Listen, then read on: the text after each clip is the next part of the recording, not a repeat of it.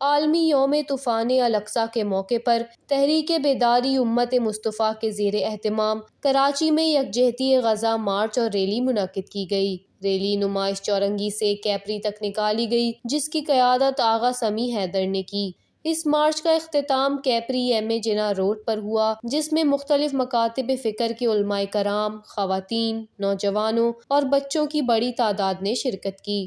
یوم طوفان الاقصی ہے، یہ وہ دن ہے کہ جس دن مظلومین نے ظالمین پر کاری ضرب کے ذریعے سے تمام مظلومین جہان کے لیے ایک امید کی کرن ایجاد کی۔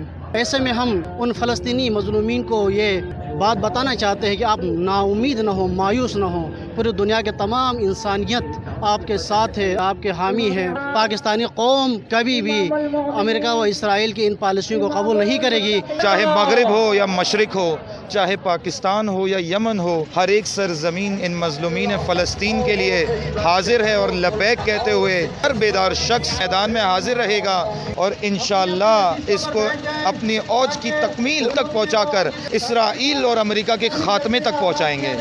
ہم غزہ کے مظلوموں کے ساتھ ہیں، ہم حماس کے ساتھ ہیں۔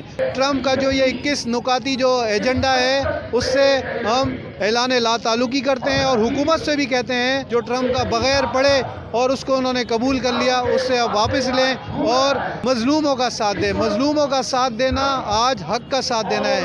اجتماع سے خطاب میں مقررین کا کہنا تھا کہ اسلامی مزاحمتی قوتوں نے عسکری و فکری میدان میں دشمن کو شکست دی، جبکہ سربراہ تحریک علامہ سید جواد نقوی نے کہا کہ اسرائیل اب سیاسی و اخلاقی طور پر کمزور ہو چکا ہے اور امت مسلمہ پہلے سے زیادہ متحد ہے۔